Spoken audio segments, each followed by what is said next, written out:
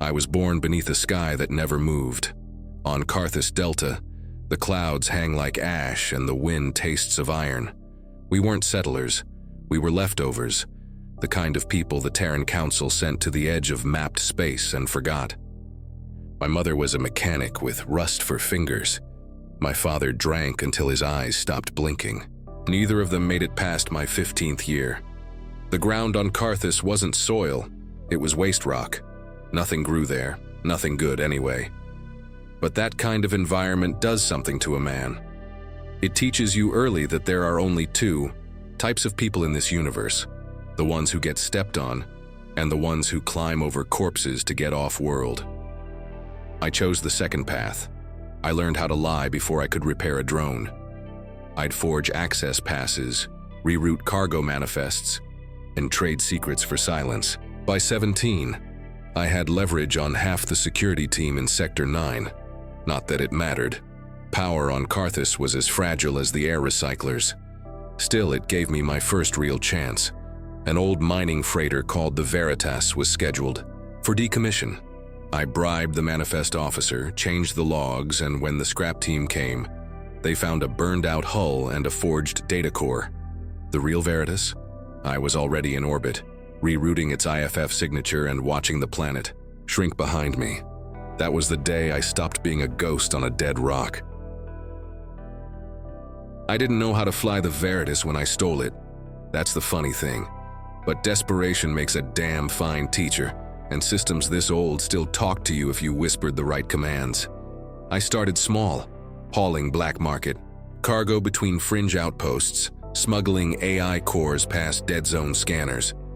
Credits flowed, enemies followed. I made sure none of them ever made it to a second meeting. Eventually, I wasn't just running contraband, I was commanding crews. They respected me, not because they liked me, but because I delivered and because I never flinched. When a captain double-crossed me on Orion Station, I spaced him in front of his crew, said it was mutiny. No one asked questions after that.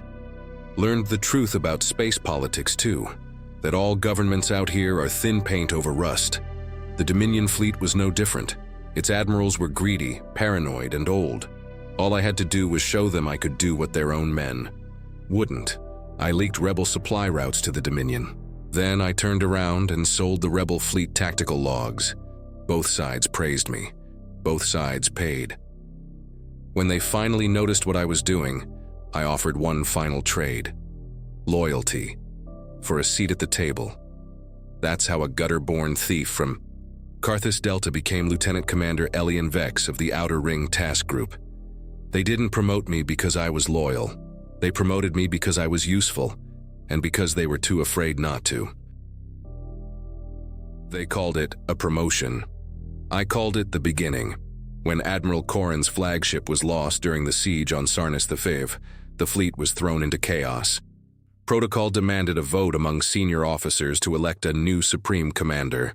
I knew they wouldn't pick me, not unless I gave them no choice. So I gave them a reason. Vice Admiral Luthen's quarters suffered a silent fire. An overheating core, they said.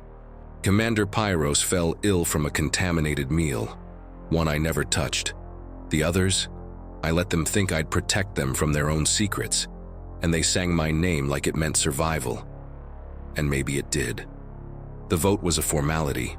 That's how I became Captain Elian Vex, commander of the Dominion's 7th Fleet. The press called me a symbol of resilience from the fringe colonies. I smiled through the cameras, every word rehearsed, every gesture calculated. But I didn't want fame. I wanted the fleet. And now I had it. 37 warships, over 1,000 souls at my command. I stood on the bridge of the Tyrannus, watching starlight pour across the polished obsidian floor. My orders stretched across sectors. My name whispered in rebel bunkers like a ghost of inevitable fire. They think I serve the Dominion. They think I still wear their chain. But I never forgot Carthus. Delta, the day will come when I don't just serve a flag and I raise my own. No ethics, no masters, just will, just mine.